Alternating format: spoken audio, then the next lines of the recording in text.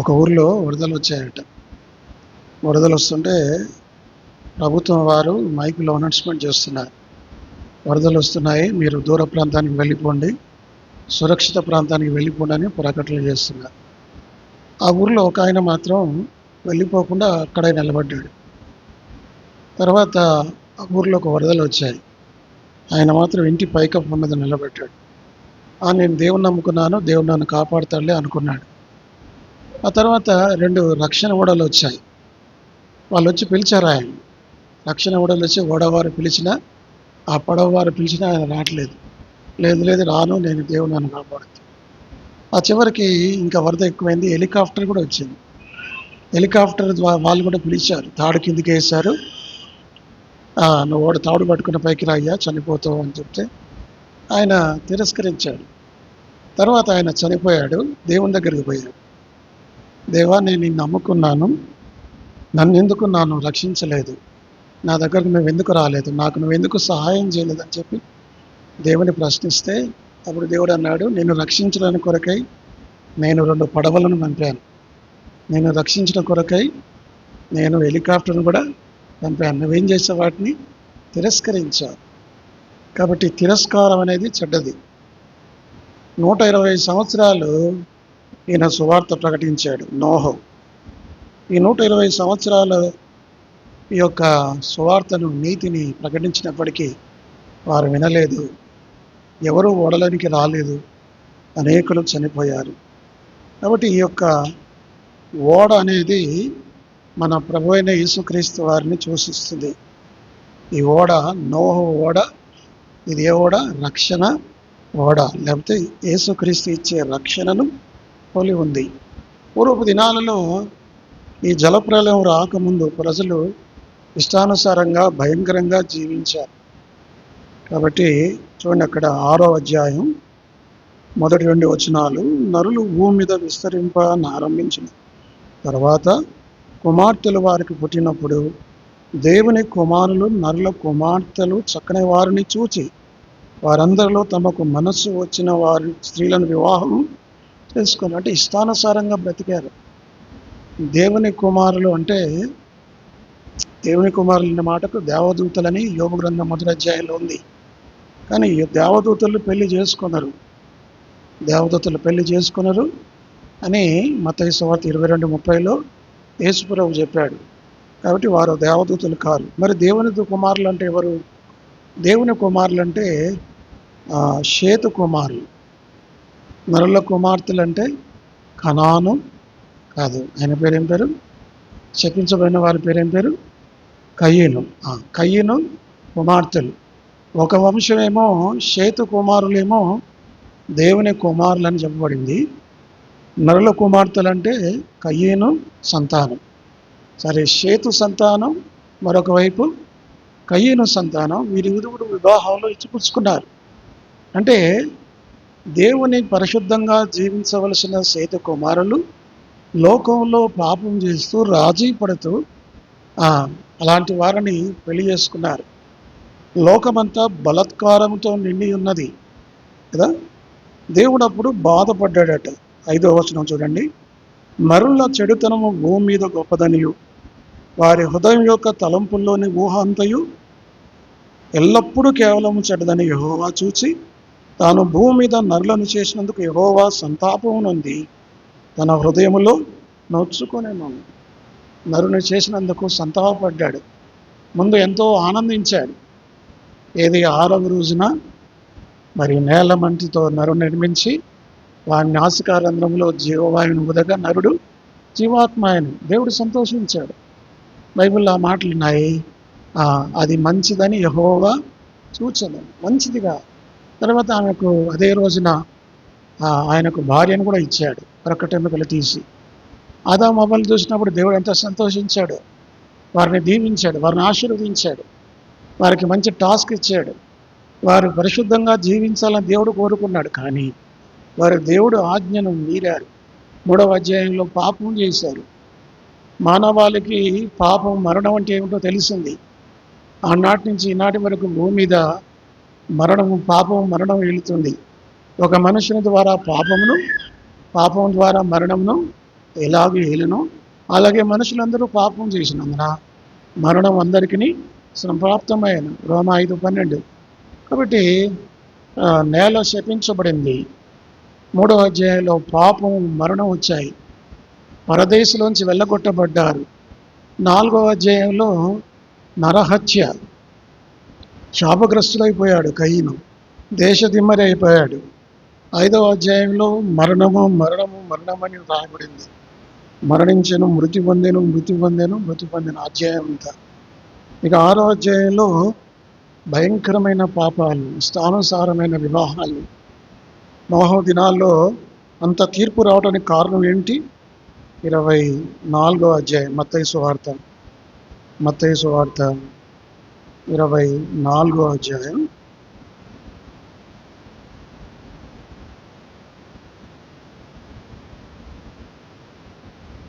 37,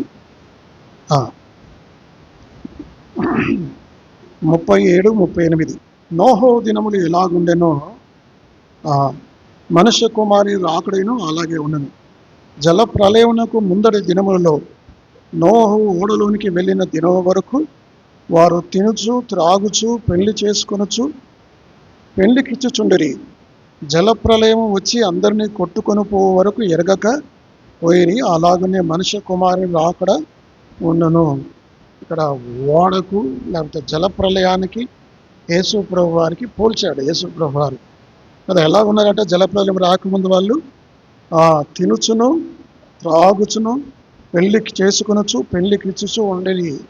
తింటూ త్రాగుచు ఇష్టానుసారమైన జీవితం. ప్రపంచంలో నేడు అదే స్థితి ఉంది. నోహవు జలప్రలయం రాకముందు ఏ విధంగా లోకంలో పరిస్థితులు ఉన్నాయో ఇప్పుడు కూడా అలాంటి పరిస్థితులు లోకంలో ఉన్నాయి. అప్పుడు జలప్రలయం వచ్చింది, ఇప్పుడు ఎవరు వస్తారు? యేసుక్రీస్తు వారు వస్తాడు. కాబట్టి మనం జాగ్రత్తగా ఉండాలి.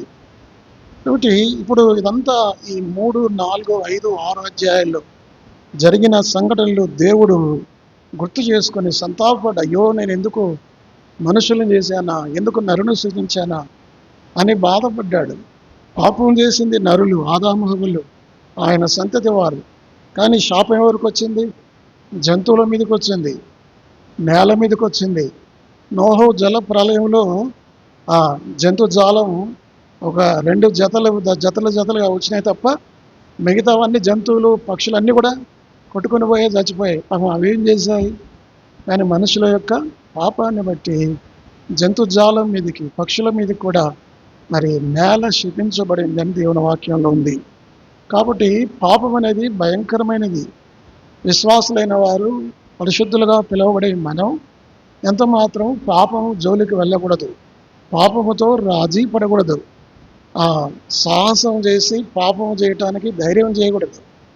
పొరపాటున పాపము చేస్తే మా తీర్పును తప్పించుకోలేము. అప్పుడు దేవుడు నోహుతో చెప్పాడు. నోహు చూడండి 6వ అధ్యాయం, ఆదికాండం 6వ అధ్యాయం 13. దేవుడు నోహుతో, సమస్త శరీరాల మూలముగా భూమి బలత్కారముతో నిండి ఉన్నది గనక నా సన్నిధిని వారి అంతము వచ్చినది, ఇదిగో వారిని భూమితో కూడా నాశనము చేయుదును. దేవుని తీర్పు వచ్చింది మనుషుల మీదకి. కాబట్టి దేవుడు ఆ విధంగా చెబుతున్నాడు. దేవుడు ఇంకొక మాట కూడా అన్నాడు అక్కడే, 17వ వచనం, ఇదిగో నేనే జీవవాయువు గల సమస్త శరీరాలను ఆకాశము కింద నుండకుండా నాశనము చేయుటకు భూమి మీదకి జల ప్రళయం జల ప్రవాహము రప్పించున్నాను. లోకమందున్న సమస్తమును చనిపోవును. చూసారా, లోకమందున్న సమస్తం కూడా చనిపోతాయి. కాబట్టి పాపం అనేది ఎంత భయంకరమైంది. పాపం వల్ల వచ్చే జీతం మరణం. దేవుని యొక్క తీర్పు, దేవుని తీర్పు వస్తుంది. మనుషులందరూ ఒక్కసారి మృతి పొందవలను, అటు తర్వాత తీర్పు జరుగును. తీర్పు ఉంది, ప్రళయం ఉంది, నష్టం ఉంది, నాశనం ఉంది. కాబట్టి మనుషులైన వారు నిత్య నరకానికి వెళ్ళకుండా, అగ్నిలోకి వెళ్ళకుండా, తీర్పులోనికి రాకుండా మనం ప్రయత్నం చేయాలి. మొట్టమొదటిది ఏమిటంటే దేవుని యొక్క హెచ్చరిక. నోహుకు దేవుడు హెచ్చరిక ఇచ్చాడు. ఎలా ఇచ్చాడంటే, నోహు నేను అన్నిటిని చంపివేస్తాను, ఇప్పటికీ నేను ఎంతో బాధపడుతున్నాను, నువ్వు చేసింది పాపం, నీ వారు నీ సంతతి నరులు, కానీ లోకమంతరం మీదకి నాశనం రాబోతుంది. దేవుని మాటకు తిరుగులేదు. దేవుడు ఒక నిర్ణయం తీసుకున్నాడంటే అది అమలుపరిచి తీరుతాడు. అప్పటికి లోకంలో ఎన్ని కోట్ల మంది ఉన్నారో మనకు తెలియదు. ప్రపంచంలో నోవు జల ప్రళయ పూర్వం ఎంతకాలం ఉన్నారో మనకు తెలియదు. ఎంతకాలం అని చెప్పుకున్నాం? నోవు జల ప్రళయం కంటే ముందు దాదాపు 1750 సంవత్సరాలు భూమి మీద వర్షం అంటే తెలియదు, జలప్రవాహం అంటే తెలియదు. కానీ క్రీస్తు పూర్వం ఎంత 1750 అంటే ఈ 4000 తీసేయండి, 2000 దాదాపు 250 సంవత్సరాలకు పూర్వం జలప్రలయం వచ్చింది. కాబట్టి తీర్పు ఉంది. దేవుని వాక్యం ఇదే చెప్తున్నాం మనం కూడా. సువార్తల్లో, సంఘంలో, దేవుని వాక్యంలో ఉపదేశకులు, సువార్థకులు, సేవకులు ఏమని బోధిస్తున్నారు? తీర్పు రాబోతుంది, నాశనం రాబోతుంది, దేవుని ప్రళయం, ఆకాశము, పంచభూతములు అగ్ని చేత దహించి వేయబడతాయి, దేవుని కుమారుడు రాబోతున్నాడు అని దేవుని వాక్యం ప్రకటిస్తున్నాం. యేసుక్రీస్తు వారి రాకడి గురించి మనం చెప్తున్నాం. దేవుడు చెప్పకుండా ఏది చేయడు. దేవుడు హెచ్చరిక చేయకుండా ఏది చేయడు. ఉన్న ఫలంగా తీర్పులోనికి తీసుకురాడు. అనేక అవకాశాలు ఇస్తాడు. అయితే వీరు మాత్రం చెవిన పెట్టలేదు. కాబట్టి మొట్టమొదటిగా దేవుని హెచ్చరిక ఉంది. కాబట్టి ఈ లోకం అంతం కాబోతుందన్న సంగతి నీవు నేను గ్రహించాలి. మనం యేసుక్రీస్తును సొంత రక్షకుడు అంగీకరించాలి. ఆయనలో స్థిర విశ్వాసులుగా కొనసాగాలి.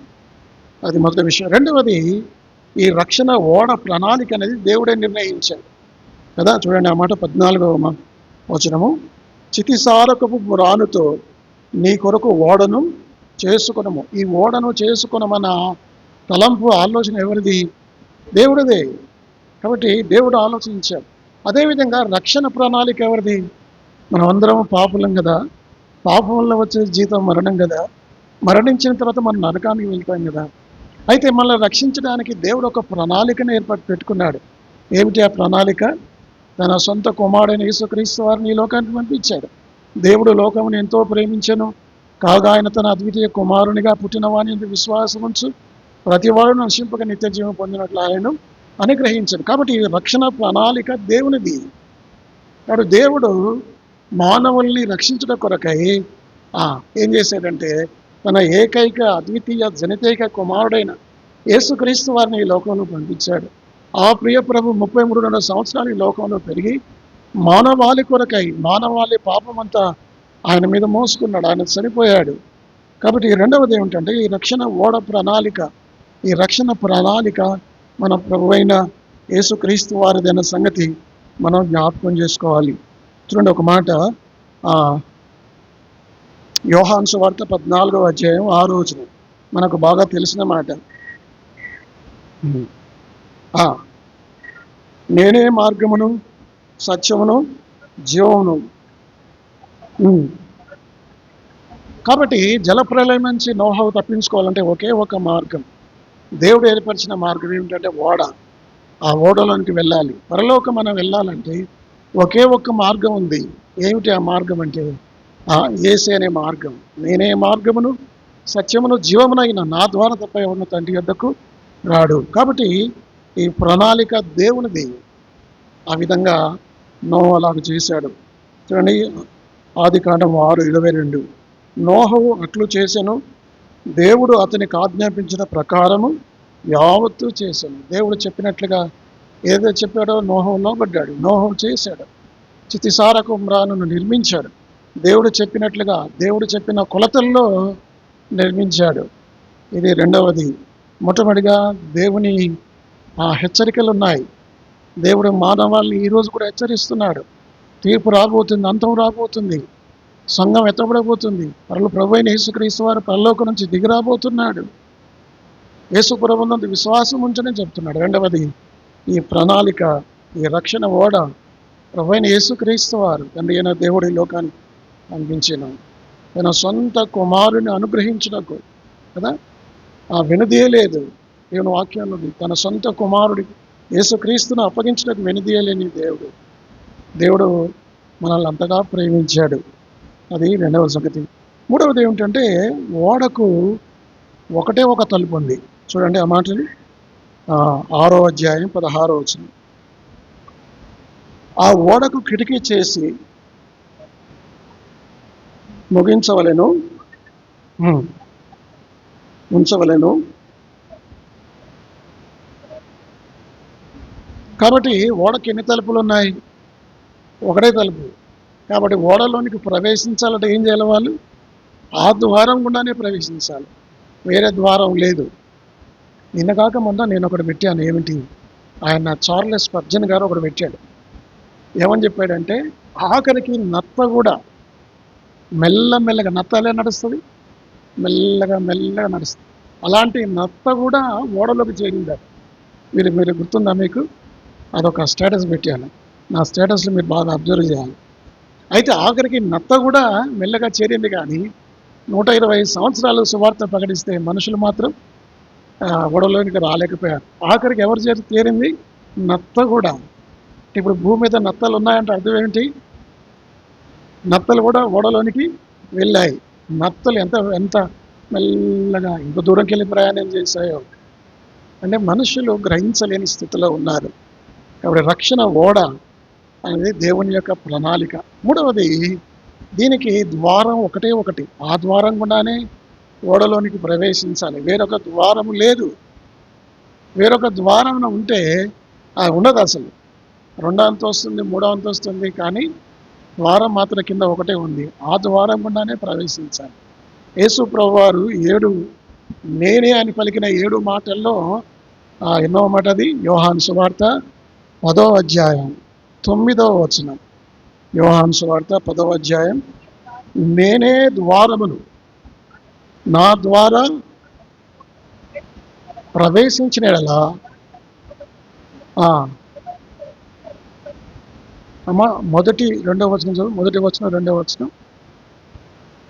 గొర్రెల దొడ్డిలో ద్వారమును ప్రవేశింపక వేరొక మార్గమును ఎక్కువాడు దొంగయు ఉన్నాడు.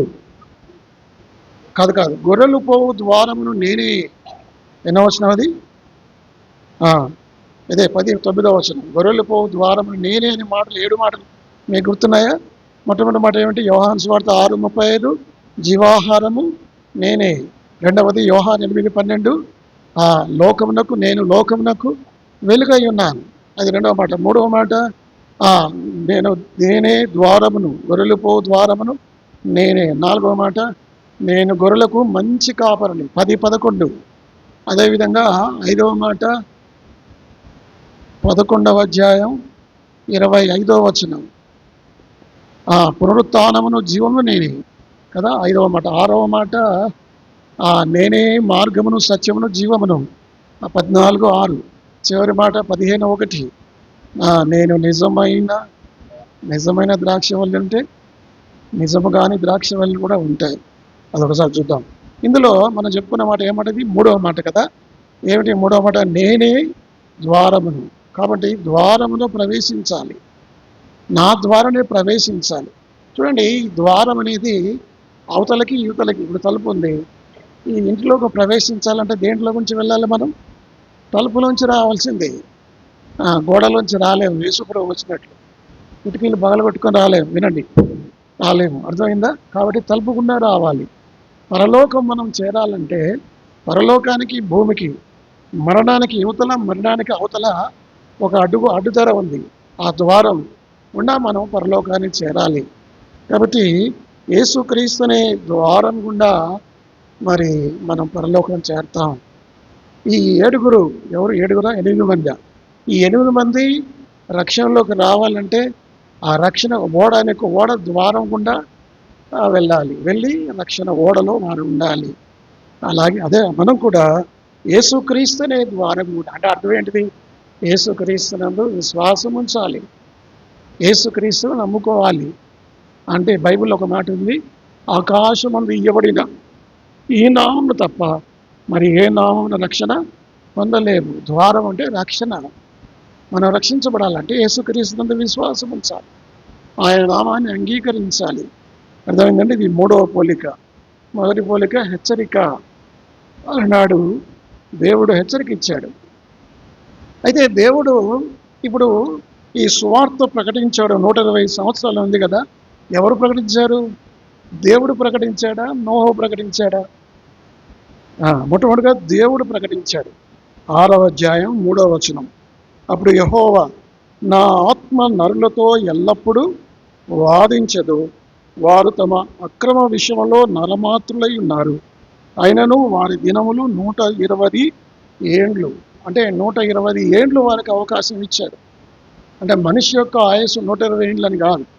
జలప్రలయం తర్వాత 125 ఏండ్లని నేను కూడా అనుకున్నాను. కానీ ఆ తర్వాత చూస్తే జలప్రలయం తర్వాత కూడా మనుషులు ఎక్కువ కాలం బ్రతికారు. చూడండి ఆ మాటలు 11వ అధ్యాయం 10వ వచనం. షేము వంశావళి ఇది. షేము 100 ఏండ్లు గలవాడై జల ప్రవాహము ఘటించిన 2 ఏండ్లకు అర్పక్షదను కనెను. షేము అర్పక్షదను కనిన తర్వాత 700 ఏండ్లు బ్రతికి కుమారులను కుమార్తెలను, అంటే జలప్రలయం తర్వాత కూడా చాలా కాలం బ్రతికారు. 700 సంవత్సరాలు బ్రతికాడు. ఆ తర్వాత అర్పక్షదు ఎన్ని సంవత్సరాలు బ్రతికాడు? 403 ఏండ్లు. షెలహు ఎంత బ్రతికాడు? 403 ఏండ్లు. తర్వాత 430, ఆ తర్వాత 290, 200. అబ్రహాం ఎన్ని ఏండ్లు బ్రతికాడు చెప్పండి? అబ్రహాం ఎన్ని ఏండ్లు బ్రతికాడు? 175. అర్థమైందా? అంటే జలప్రలయం ఈ 120 సంవత్సరాలు అనేది మనిషి యొక్క ఆయుస్సు కాదు. జలప్రలయం తర్వాత కూడా 120 కంటే ఎక్కువ బ్రతికాడు. ఈ 120 ఏం చెబుతుంది అంటే దేవుడు వారికి మారు మనసు పొందడానికి, ఓడలోనికి చేరుకోవటానికి, తమ పాపాలు తప్పిదాలను విడిచి నోహవు చెప్పిన నీతిని నమ్మి దేవుని యందు విశ్వాసం ఉంచి ఓడలో చేరడానికి 120 సంవత్సరాల అవకాశం ఇచ్చాడు దేవుడు. ఎన్ని సంవత్సరాలు? ఇప్పుడు యేసుక్రీస్తు ఈ లోకంలోకి వచ్చి ఆయన పాపుల కొరకై చనిపోయి సమాధి చేయబడి తిరిగి లేచిన తర్వాత మరి యేసుక్రీస్తు ఇంకా రాలేదు. అంటే 2000 సంవత్సరాలు మానవులకు అవకాశం ఇచ్చాడు, ఇంకా అవకాశం ఇస్తున్నాడు. ఎందుకు? ఆయన దీర్ఘశాంతము. 2వ పేతురు 3వ అధ్యాయంలో దేవుడు దీర్ఘశాంతుడు కనుక ఇంకా మానవాళికి అవకాశం ఇస్తూ ఉన్నాడు. అర్థమైందా? 120 సంవత్సరాలు అవకాశం ఇచ్చాడు. అయితే మొట్టమొదటిగా దేవుడు ఈ నీతిని ప్రకటించింది దేవుడు. 3వ వచనం చూడండి, 6వ అధ్యాయం 3వ వచనం. అప్పుడు యెహోవా, నా ఆత్మ నరులతో ఎల్లప్పుడూ. అంటే అర్థం ఏంటిది? ఆయన ఒకసారి చెప్పాడు, అంతే కదా. ఒకసారి చెప్తే వినలేదు, రెండవసారి చెప్తే వినలేదు, మూడవసారి చెప్తే వాళ్ళు ఏం చేస్తున్నారు? వాదన పెట్టుకుంటున్నారు అనుకోండి. ఉదాహరణకి 2 సార్లు 3 సార్లు 4 చెప్పినా ఇప్పుడు దేవుడు ఏమన్నాడు? ఇక నేను వాదన చెయ్యను. అంటే దేవుడు కూడా ముందు ప్రకటించాడు. అంటే సందేశం ఇచ్చింది ఎవరు? దేవుడు. సందేశాన్ని ప్రకటించింది ఎవరు? నోహవు. చూడండి, మొదటి పేతురు 3వ అధ్యాయం 20వ వచనం. మొదటి పేతురు 3వ అధ్యాయం. దేవుని దీర్ఘశాంతము ఇంకా కనబడుచున్నప్పుడు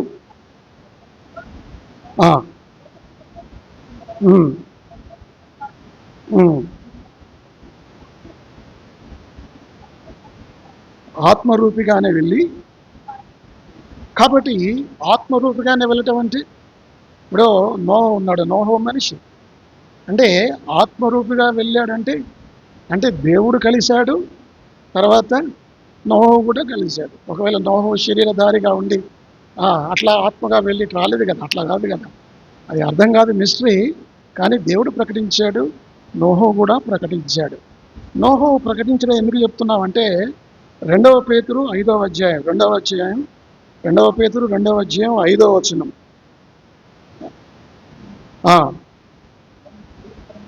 పూర్వకాలమున్న లోకమును విడిచిపెట్టక భక్తిహీనుల సమూహం మీదికి జలప్రలయమును రప్పించినప్పుడు నీతిని ప్రకటించిన నోహవును.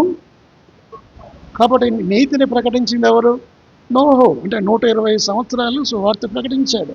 ముందు దేవుడు ప్రకటించాడు, దేవుడు ఆర్డర్ చేశాడు, ఆ కమాండ్ ఇచ్చాడు. తర్వాత దాన్ని ప్రకటించింది ఎవరంటే నోహు. నోహు ప్రకటించడానికి దేవుడు ఆత్మరూపిగా వెళ్ళడానికి కూడా సహాయం చేశాడు. అర్థమైందండి? 120 సంవత్సరాలు సువార్త ప్రకటిస్తే ఎంతోమంది ఎగతాళి చేశారు.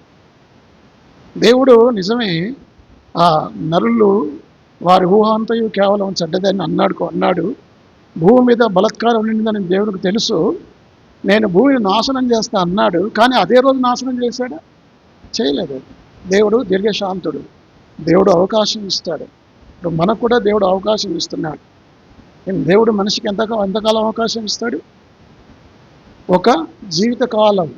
ఒక వ్యక్తి మారు మనసు పొందకపోతే సంవత్సరాల తరబడి సువార్త వింటూనే ఉంటాడు, మందిరానికి వస్తూనే ఉంటాడు, వాక్యం వింటూనే ఉంటాడు. ఇస్కరియోతు యూదాకు దేవుడు యేసుప్రభు ఎంతకాలం అవకాశం ఇచ్చాడు? 3.5 సంవత్సరాల అవకాశం ఇచ్చాడు. వాడు మారు మనసు పొందుతాడేమో.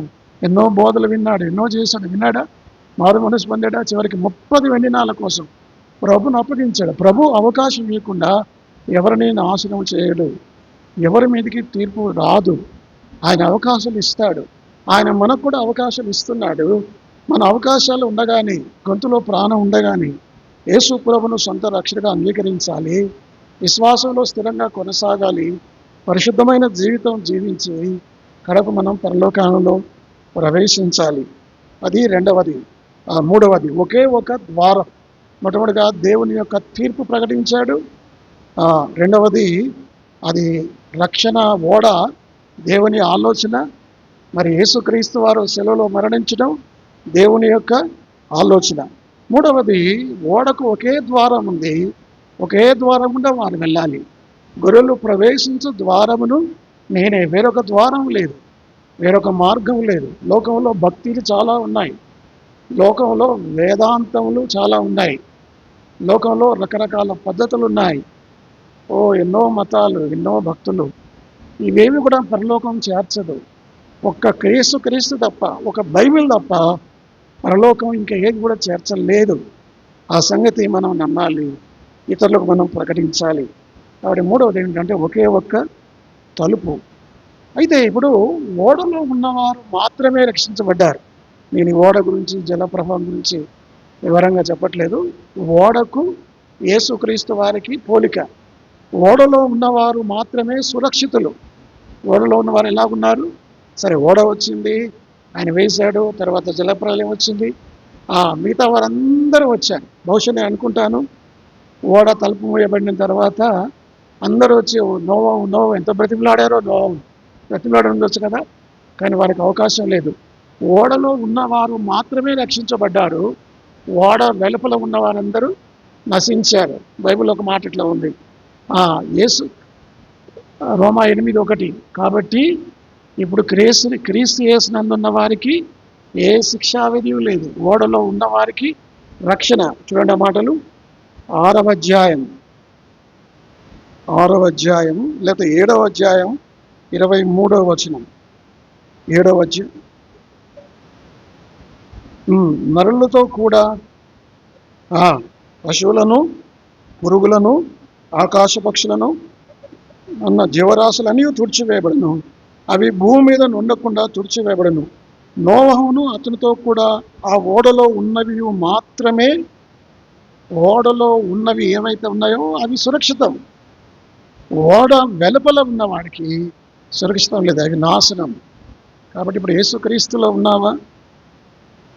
మీరు అనొచ్చు, నేను క్రైస్తవ కుటుంబంలో పుట్టాను, సరిపోదు, యేసుక్రీస్తులో ఉన్నట్లు కాదు. నేను చిన్నప్పటి నుంచి చర్చికి వస్తున్నాను, నేను ఆరాధన చేస్తున్నాను, పాటలు పాడుతున్నాను, ప్రార్థన చేస్తున్నాను, బోధలు కూడా చేస్తున్నాను, వాక్యాన్ని పట్టుకుంటాను. ఇవేవి కూడా కాదు. నిజమైంది ఏంటంటే యేసుక్రీస్తునందు విశ్వాసం ఉంచి హృదయంలో పశ్చాత్తాపడి పాపాన్ని విడిచిపెట్టి ప్రభు వైపు తిరగటం. మన మనస్సు చెప్పాలి. ఏమని చెప్పాలి? మన మనస్సాక్షి మనతో, మన హృదయం మనతో ఏమని చెప్పాలి? ఇప్పుడు మీ హృదయం అట్లా చెప్తుందా? ఇప్పుడు నేను చనిపోతే ఖచ్చితంగా పరలోకానికి వెళ్తాను, ఆ పరలోకానికి వెళ్తానే అని అనుమానం 99% ఉన్నా అది చెల్లదు. ఎంత శాతం ఉండాలి? 100% ఉండాలి. నేను ఖచ్చితంగా పరలోకానికి వెళ్తాను. ఒకవేళ 50% వెళ్తానో వెళ్ళను అంటే నీకు రక్షణ నిశ్చయత లేదు. అష్యూరెన్స్ ఆఫ్ సాల్వేషన్, దాన్ని కన్ఫర్మ్ చేసుకోవాలి. Back to the basics, back to the Bible. మళ్ళీ బైబిల్ దగ్గరికి రావాలి. ఏం చేయాలి? మన పాపం మనం ఒప్పుకునే ఆయన నమ్మదగిన వాడు, నీతిమంతుడు కనుక ఆయన మన పాపములు క్షమించి, కాబట్టి క్షమించమని వేడుకోవాలి. అర్థమైందండి? ఇది మీరు నిశ్చయం చేసుకోండి. కాబట్టి ఓడలో ఉన్న వారికి వారు మాత్రమే సురక్షితులు, ఓడ వెలుపల ఉన్న వారందరూ కూడా నశించని వాళ్ళే. అర్థమైందా మీకు? కాబట్టి రక్షణ ఓడలో మీరు ఉన్నారా? యేసుక్రీస్తులో మనం ఉన్నామా, లేదా యేసుక్రీస్తుకు వెలుపల ఉన్నామా? నా యందు మీరును, మీ యందు నా మాటలను. అదే చార్లెస్ స్పర్జన్ ఏమన్నాడు, నేను కాక మొన్న పెట్టాను, మీ దగ్గర మీరు కొంచెం చిన్న విశ్వాసం ఉంచితే మీరు పరలోకం చేరుకుంటారు. మీరు యేసు ప్రభు మీద చిన్న కొద్ది విశ్వాసం ఉంచిన మీరు పరలోకం చేరుకుంటారు. మీ ఆత్మ పరలోకం చేరుకుంటుంది. ఒకవేళ యేసు ప్రభు వీళ్ళ మీరు గొప్ప విశ్వాసం ఉంటే పరలోకం మీ ఆత్మలో చేరుకుంటుంది అని చార్లెస్ హ్యాడ్లీ స్పర్జన్ చెప్పాడు. అది కూడా నేను స్టేటస్ ఇచ్చాను. కాబట్టి విశ్వాసం ఉంచడం ద్వారా నిత్య జీవం వస్తుంది. ఓడలో ఉన్నామా లేదా వెలుపల ఉన్నామా? చర్చిలో ఉండటం కాదు, చర్చిలో ఉన్నంత మాత్రాన రక్షణ రాదు, అర్థమైందా? కాబట్టి దేవుని ఆ యొక్క ఓడలో, రక్షణ ఓడలో యేసుక్రీస్తులో మనం ఉండాలి. ఇప్పుడు క్రీస్తు యేసునందున్న వారికి క్రీస్తు యేసు క్రీస్తు యేసు క్రీస్తు యేసునందు, ఈ ఎఫెసు పత్రిక అంతా కూడా క్రీస్తు యేసునందు క్రీస్తు యేసునందు అనే మాట. అది మూడవది. ఇక నాలుగవది ఏంటంటే, ఐదవది ఏంటంటే, ఓడ తలుపు వేయబడింది. చూడండి, ఓడ ఎవరు వేశారో తలుపు? 7వ అధ్యాయం 16వ వచనమా? 7వ అధ్యాయం 16వ వచనం అమ్మా, 7:16. ప్రవేశించినవన్నీ దేవుడు అతనికి ఆజ్ఞాపించిన ప్రకారము సమస్త శరీరులలో మగదియో ఆడదియో ప్రవేశించును. అప్పుడు యెహోవా ఓడలో అతని మూసివేసను. తలుపు వేసింది ఎవరు? మూసివేసింది ఎవరు? దేవుడు. అంటే అర్థం ఏంటంటే, దేవుని చేతిలోంచి ఎవడు తప్పించలేడు. ఇప్పుడు ఓడలో ఉన్న వారికి భద్రత ఉంది కదా, ఏ జల ప్రళయం కూడా వారిని శిక్షించలేదు. వారు మరణించడం అసాధ్యం. ఎందుకంటే ఆ ఓడను మూసింది ఎవరు? దేవుడే. కాబట్టి ఎటువంటి పరిస్థితుల్లో ఈ జల ప్రళయం ఎంత వచ్చినా, కొండలు మునిగిపోయినా, పర్వతాలు మునిగిపోయినా, ఆకాశం తూములు విప్పినా, ఇదేమి జరిగినా సరే ఆ ఓడలోనికి నీటి చుక్క కూడా వెళ్ళదు కదా. యోహాను సువార్త 10వ అధ్యాయం 28. యోహాను 10:28. నేను వాటికి నిత్య జీవమునిస్తున్నాను గనక అవి ఎన్నటికీ నశింపవు, ఎవడునూ వాటిని నా చేతిలోంచి అపహరించడు. చూసారా, ఎవడునూ వాటిని నా చేతిలోంచి. అంటే ఎంత నిశ్చయం ఉంది. కొంతమంది అంటారు రక్షణ కోల్పోతామంటారు. నేను ఆ వాదనను అంగీకరించను. ఎందుకనగా యేసు ప్రభు చెప్పాడు, ఏమని చెప్పాడు? 10:28లో, నేను వాటికంటే గొర్రెల కంటే ఎవరు? గొర్రెలం అంటే మనమే. అన్నిళ్ళు మళ్ళీ ఎగతాలు చేస్తారు కదా, గొర్రె అంటారు కదా. నిజంగా గొర్రెలమే, అంటే రక్షించబడిన గొర్రెలం. మనం అందరం రక్షించబడిన వారం. 28, నేను వాటికి నిత్య జీవం ఇచ్చున్నాను గనుక అవి ఎన్నటికీ నశింపవు. దేవుడు మళ్ళీ రక్షించాడు. మన రక్షణ ఎలాంటిది? గొప్ప రక్షణ. రెండవది నిత్య రక్షణ. మూడవది సంపూర్ణ రక్షణ. కాబట్టి యేసు ప్రభు చెప్పాడు, అంటే ఒక విశ్వాసకి ఎంత భద్రత ఉంది, ఎష్యూరెన్స్ ఆఫ్ సాల్వేషన్, రక్షణ నిశ్చయత ఉంది. కాబట్టి నువ్వు నిజంగా రక్షింపబడితే రక్షణను కోల్పోవు. ఇట్లా చెప్తాను, దేవుడు నిన్ను రక్షిస్తే నువ్వు రక్షణ కోల్పోవు. నిన్ను నువ్వు రక్షించుకుంటే రక్షణ కోల్పోతావు. అంటే రక్షణ లేకుండా నేను రక్షించబడ్డానని చెప్పుకుంటే నీ రక్షణ పోతుంది. ఒకవేళ దేవుడే నేను నిజంగా రక్షిస్తే, నిజమైన నీ విశ్వాసం నిజమైందైతే నువ్వు పరలోకం వెళ్తావు. కాబట్టి దేవుడు యెహోవా తలుపు మూసెను. దాన్ని మూసినవాడు మనం గత వారం చెప్పుకున్నాం కదా. నీవు తెరచినది ఎవరు మూయలేరు. ఎక్కడున్న మాట గుర్తొచ్చిందా? ప్రకటన గ్రంథం బైబిల్ స్టడీలో కదా మనం చదువుకుని పోయిన వారం అనుకుంటా. ప్రకటన గ్రంథం 3వ అధ్యాయం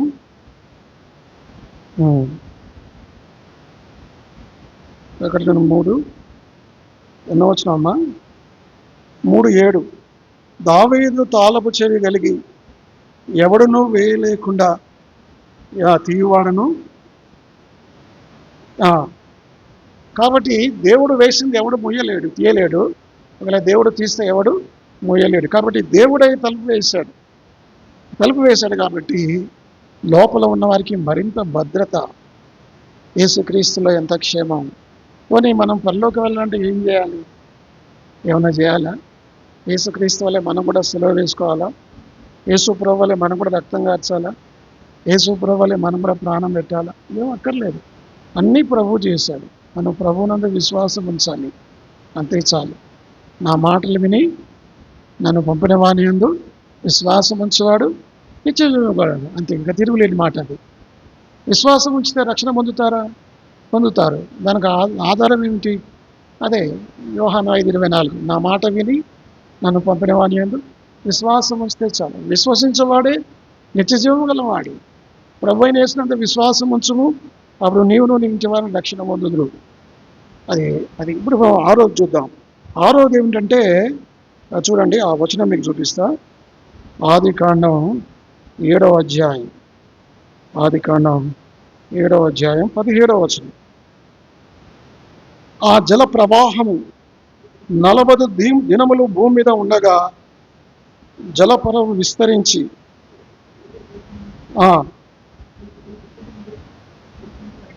19 చదువుతా. ఆ ప్రచండ జలములు భూమి మీద అత్యధికముగా ప్రబలినందున ఆకాశం అంతటి క్రిందనున్న గొప్ప పర్వతమన్నీ మునిగిపోయాను. ఇప్పుడు ఏమైందంటే ఈ ఓడ మీద జల ప్రళయం కొట్టింది. ఓడ మీదకి ఏమొచ్చింది? వరదలు వచ్చాయి. ఓ ప్రచండ జలములు 40 రోజులు, ఒక రోజు కాదు, 2 రోజులు కాదు. హైదరాబాద్ 3 గంటలు వర్షం పడితే అతలాకుతలం. ఒక దినమంతా ముంబైలో ఒకరోజు వర్షం పడితే ముంబై అంతా మునిగిపోయింది గత సంవత్సరాలు. అట్లాంటిది 40 రోజులు ఆకాశము తూము విప్పినట్లుగా ఆకాశం జలధారలు విప్పి పడితే ఎట్లా ఉంటుంది? ఆ జలమంతా కూడా ఎవరి మీద పడింది? ఓడ మీద పడింది. ఎవరి మీద పడింది? ఓడ మీద పడింది. ఈ ఓడ ఎవరు? యేసుక్రీస్తు. ఇప్పుడు చదవండి, యెషయా గ్రంథం 53వ అధ్యాయం 5వ వచనం. యెషయా గ్రంథం 53:5. మన అతిక్రమ క్రియలను బట్టి గాయపరచబడెను, మన దోషాలను బట్టి నలగొట్టబడెను.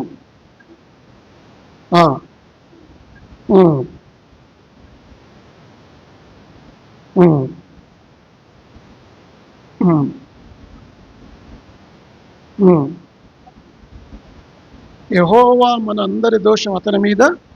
అంటే ఇప్పుడు ఆయన కొట్టబడ్డాడు. పై వచనాలలో మన అతిక్రమ క్రియలను బట్టి అతను గాయపరచబడ్డాడు, మన దోషాలను బట్టి నల్లగొట్టబడ్డాడు, మన సమాధానమైన శిక్ష అతని మీద. అంటే ఓడ మీద పడింది. ఒకవేళ ఓడ లేకుంటే ఆ నీళ్ళు ఎవరి మీద పడేవి? ఓడ లేకపోతే ఆ నీళ్ళు ఎవరి మీద పడేవి? నోహు భార్య, అతని కుమారులు, వారందరూ చచ్చిపోయే వాళ్ళే. కానీ వాళ్ళ మీద పడకుండా ఎవరి మీద పడింది ఆ నీళ్లు? ప్రచండ జలములు ఓడ మీద పడ్డాయి. ఓడ అడ్డుకున్నది కాబట్టి ఓడ పైకి లేచింది. ఈ ఓడ యేసుక్రీస్తు ప్రభువారు. ఈ జల ప్రవాహములు ఆ ఓడ మీద పడినట్లుగానే యేసు ప్రభువారి మీద మన గాయాలు, మన పాపాలు, మన దోషాలు, మన అతిక్రమాలు ఆయన మీద మోపబడ్డాయి. మనకు బదులుగా మన స్థానంలో ఆయన మరణించాడు. అర్థమైందా? ఆరవది ఏమిటంటే ఓడ జలాలపై పడినట్లుగానే యేసుక్రీస్తు మీద మన పాపాలు మోపబడ్డాయి కదా. మీకు తెలుసా మాట? 1 పేతురు 2వ అధ్యాయం 25వ వచనం, లేకపోతే 26వ వచనం, 24. మనము పాపముల విషయమై చనిపోయి నీతి విషయమై జీవించినట్లు ఆయన తానే తన శరీరమందు మన పాపములు మ్రాను మీద మోసుకొనెను, ఆయన పొందిన గాయముల చేత మీరు స్వస్థత నొందితిరి. అర్థమైందా? కాబట్టి మన స్థానంలో మనం ఆ దెబ్బలు, వర్షం వస్తుంటే మీరు ఎప్పుడైనా బండి మీద వెళ్ళండి, ఎట్లా కొడుతుంది వర్షం? ఆ ముఖాన్ని కొడుతుంది, మామూలుగా ఉండదు ఆ తాకిడి. అట్లాంటిది ప్రచండమైన వర్షం వస్తే ఓడలో వారు ఉన్నారు. నోహు మీద పడాల్సిన ఆ వర్షం ఓడ మీద పడింది. అర్థమైందా? మన పాపాలు యేసు ప్రభువు శిలువలో మోసుకున్నాడు. మనకు బదులుగా ఆయన చనిపోయాడు, ఆయన గాయపరచబడ్డాడు. ఓ ప్రభువా నీకు వందనాలని చెప్పాలి. కాబట్టి ఆరవది ఏంటంటే ఓడ జలాలపై పడినట్లుగా యేసుక్రీస్తు మీద మన పాపాలు మోపబడ్డాయి. ఇంకా చివరికి 7వ మాట చూడండి. ఓడ కొత్త స్థలములోకి వెళ్ళింది. 8వ అధ్యాయం 18వ వచనం. ఆదికాండం 8:18. కాబట్టి కుమారులను, అతని భార్యయు, కోడండ్రును, చూసారా, వాళ్ళు ఉన్న స్థలం వేరు. ఏది? జల ప్రవాహం రాకముందు వాళ్ళు ఉన్న స్థలం వేరు. జలప్రవాహం వచ్చిన తర్వాత ఓడ ఎక్కడ నిలిచింది? అరరాతు కొండల మీద. 8:4లో మాటలున్నాయి. ఓడ ఆ అరరాతు కొండల మీద నిలిచెను. ఈ అరరాతు కొండలు ఎక్కడున్నాయంటే తూర్పు టర్కీ. ఇప్పుడు టర్కీ దేశం ఉందా? ఆ టర్కీ దేశంలో తూర్పు టర్కీలో అరరాత్ అనే పర్వతం ఉంది. ఆ అరరాతు పర్వతం మీద ఈ ఓడ నిలిచింది. అర్థమైందా? మరొక కొత్త ప్రదేశానికి వెళ్ళారు. కొత్త స్థలానికి దేవుడు వారిని తీసుకొని వెళ్ళాడు. దీని ఆత్మీయంగా చెప్పాలంటే ఇప్పుడు చదవండి 2 కొరింథీ 5వ అధ్యాయం 17వ వచనం. 2 కొరింథీ 5వ అధ్యాయం 17వ వచనం. ఎవడైనా క్రీస్తునందు నేడలా నూతన సృష్టి కదా. అర్థమైందా? అప్పుడేమో పాత జీవితం, ఇప్పుడేమో కొత్త జీవితం. అప్పుడేమో ప్రాచీన స్వభావం రక్షణ పొందకముందు, రక్షణ పొందిన తర్వాత ఏ స్వభావం? నవీన స్వభావం. అర్థమైందండి? రక్షణ పొందముందు పాపి, రక్షణ పొందిన తర్వాత బైబిల్ మనల్ని ఏం చెప్తుంది? ఇప్పుడు బైబిల్ మనల్ని ఏమని పిలుస్తుంది? బైబిల్ మనల్ని ఏమని పిలుస్తుంది? పరిశుద్ధులు అని పిలుస్తుంది. రోమాలో ఉన్న పరిశుద్ధులకు, కొరింథీలో ఉన్న పరిశుద్ధులకు అని రాస్తుంది బైబిల్. అట్లాగే రెహబోతులో ఉన్న, అజీజ్ నగర్లో ఉన్న పరిశుద్ధులకు. మునుపు మనం పాపులం, ఇప్పుడు మనం పరిశుద్ధులుగా చేయబడ్డాం. ఏర్పరచబడిన వంశం, రెండవది రాజులని యాజక సమూహం, మూడవది పరిశుద్ధ జనం, నాలుగవది దేవుని సొత్తైన ప్రజలు. అర్థమైందా? మునుపు ఎలాంటి వాళ్ళం మనం? మునుపు ఏ నిరీక్షణ లేని వాళ్ళం. కాబట్టి మునుపు స్థితి వేరు. యేసుక్రీస్తునందు విశ్వాసం ఉంచడం ద్వారా మన గమ్యం మారిపోయింది, మన డెస్టినేషన్ మారిపోయింది, మన జీవన విధానం. మునుపు అబద్ధాలు ఆడేవాళ్ళం, మోసాలు చేసేవాళ్ళం, అక్రమాలు చేసేవాళ్ళం. ఏది రక్షణ పొందము. రక్షింపబడిన తర్వాత చూడండి, రక్షించబడక ముందు చెరసాల నాయకుడు గాయాలు చేశాడు. రక్షించబడిన తర్వాత అదే చెరసాల నాయకుడు పౌలు శీలల గాయాలు కట్టాడు. రక్షింపబడక ముందు పొట్టి చెక్క ఏం చేశాడు? అక్రమంగా డబ్బులు సంపాదించాడు. రక్షించబడిన తర్వాత ఏమన్నాడు? ఎవని వద్ద ఏదైనా అన్యాయంగా తీసుకొని వానికి 4 గంటలుగా.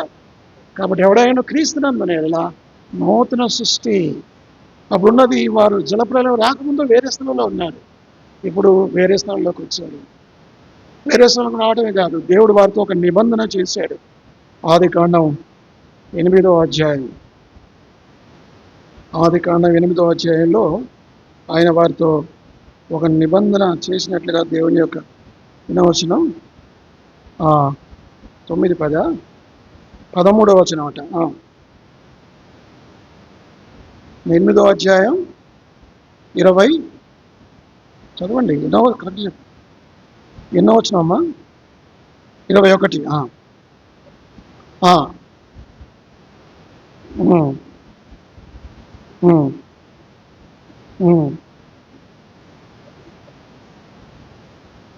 ఇంద్రధనస్సు. ఇప్పుడు మీరు అనుకోవచ్చు, ఇంద్రధనస్సు అన్నమాట ఎక్కడుందమ్మా? 13, 14లో ఎక్కడుంది? 8:14లో ఉందా? 9:14 అట. ఓకే, 9:14. భూమిపై 13:14 రైట్. అదే నువ్వు 13 అంటే 8, 9:13. మేఘములో నా ధనస్సును ఉంచి తిని, అది నాకును భూమికి మధ్య నిబంధన గుర్తుగా ఉండెను. భూమిపైకి నేను మేఘమును రప్పించినప్పుడు ఆ ధనస్సు మేఘంలో 2 రోజుల క్రితమే నేను ఇంద్రధనస్సు చూశాను. మీరు కూడా చూశారు 2-3 రోజుల క్రితం. ఇప్పుడు చాలామంది ఏమనుకుంటారంటే నోహు అర్రాత కొండల మీద ఆ యొక్క ఓడ ఉందా ఇప్పటికీ? చాలామంది ఆ ఓడ ఎట్లా ఉంది, ఎక్కడ ఉంది, దాని మీద పరిశోధన చేస్తున్నారు. దాని గురించి ఆలోచిస్తారు. కానీ అదే సమయంలో దేవుడు నిబంధన చేశాడు కదా, ఈ రెయిన్బో ఇంద్రధనుసు దేవుడు పెట్టాడు కదా, దాని గురించి ఆలోచించరు. అంటే ఈ రెయిన్బో చూసినప్పుడల్లా మనం ఏమని గుర్తు చేయాలి? నోహుతో దేవుడు చేసిన నిబంధన. అంటే యేసుక్రీస్తుతో దేవుడు మళ్ళీ ఒక నిబంధన చేశాడు. ఏమిటి ఆ నిబంధన? నేను ఈరోజు కూడా మీకు పోస్ట్ పెట్టాను. ఏమిటి? నోహు ఓడకు యేసుక్రీస్తు వారికి పోలికలను పెట్టాను. అందులో ఒక మాట చూడండి, లూకాసు వార్త 22వ అధ్యాయం. లూకాసు వార్త 22వ అధ్యాయం, లూకా 22. అక్కడ ఒక మాట ఉంది, 20వ వచనం చదవండి. ఆ ప్రకారమే భోజనమైన తర్వాత ఆయన గిన్నెయు పట్టుకొని, ఈ గిన్నె మీ కొరకు చిందింపబడుచున్న నా రక్తం వలన క్రొత్త నిబంధన. ఆనాడు నోహుతో దేవుడు ఒక నిబంధన చేశాడు, ఆ భూమిని మరలా నాశనం జలప్రలయం లేదని. ఇక్కడ యేసుక్రీస్తు ద్వారా దేవుడు మనతో ఒక నిబంధన ఏమిటి నూతన నిబంధన అంటే, ఇది మీ కొరకై చిందించబడిన నా రక్తము, ఇది నీ పాపముల కొరకై క్షమించబడిన నా రక్తం. ఇంకొక దగ్గర ఉందన్నమాట కదా, పైన 19వ పిమ్మట ఆయన ఒక రొట్టె పట్టుకొని కృతజ్ఞతాస్తుతులు చెల్లించి దాన్ని విరిచి వారికిచ్చి, ఇది మీ కొరకు ఇయ్యబడుచున్న నా శరీరము. క్షమాపణ అనే మాట ఉందా? ఇది మీ కొరకై, మీ క్షమాపణ కొరకై. మత్తయి సువార్త 26లో మేము చూద్దాం. మత్తయి సువార్త 26లో 27-28. మరియు ఆయన గిన్నె పట్టుకొని కృతజ్ఞతాస్తుతులు చెల్లించి వారికిచ్చి, దీనిలో మీరందరూ త్రాగుడి, ఇది నా రక్తము, అనగా పాపక్షమాపణ నిమిత్తము అనేకుల కొరకు చిందింపబడుతున్న నిబంధన రక్తం. ఒక నిబంధన పుట్టినట్లే ఉంది, కొత్త నిబంధన. కాబట్టి దేవుడు ఆ నోహుకు ఒక నిబంధన చేశాడు. ఇక్కడ యేసుక్రీస్తు ద్వారా మరి దేవుడు మనకు నిబంధన చేశాడు. మన పాపాలు క్షమించబడ్డాయి, మనం పరలోకి వెళ్తాం, మనం రెండవ మరణాన్ని చవి చూడాం. ఈ రాత్రి వేళ మరి ఓడలో చేరిన వారు కదా 8 మంది వారు రక్షించబడ్డారు. కాబట్టి ఓడలో చేరిన జంతువులు, పక్షులు అన్నీ రక్షించబడ్డాయి. కాబట్టి యేసుక్రీస్తులో ఉన్న వారికి అందరికీ ఏముంటుంది? జీవం ఉంటుంది, నిత్య జీవం ఉంటుంది. యేసు ప్రభువులో ఉంటే ఓడలో ఉన్న జంతువులకు, పక్షులకు, మనుషులకు ఏ విధంగా వారు జీవించారో అలాగే యేసుక్రీస్తు అనే ఓడలో ఉన్న వారందరికీ కూడా జీవము, నిత్య జీవం ఉంటుంది. కాబట్టి ఈ రాత్రి వేళ మనం నోహో ఓడకు యేసుక్రీస్తుకు పోలికలు చూసాం. కాబట్టి ఇప్పుడైనా సరే ఇంకెవరైనా ఈ రక్షణ ఓడలోనికి రాకపోతే, ప్రభువా మరి నీవు నా కొరకే సిద్ధపరిచిన యేసుక్రీస్తునే ఆ రక్షణ ఓడలోనికి నేను వస్తున్నాను. ప్రభువా నీ నిబంధననే విన్నాను, నీ సువార్త విన్నాను. ప్రభువా 120 సంవత్సరాలు సువార్తను ప్రకటించాడు నోహో. ఎవరు కూడా 8 మంది తప్ప ఎవరు రక్షించబడలేదు. ప్రభువా నీ సువార్త నేను కూడా విన్నాను, నేను కూడా రక్షింపబడతాను. నీవు నాకు ఇచ్చిన అవకాశాన్ని బట్టి వందనాలు. నా పాపాలను క్షమించని యేసుక్రీస్తును రక్షకుడిగా అంగీకరించి ఆయన కొరకై మనం జీవించుదాం. దేవుడి వాక్యమును దీవించడం నాకు ప్రార్థన చేసుకుంటాం.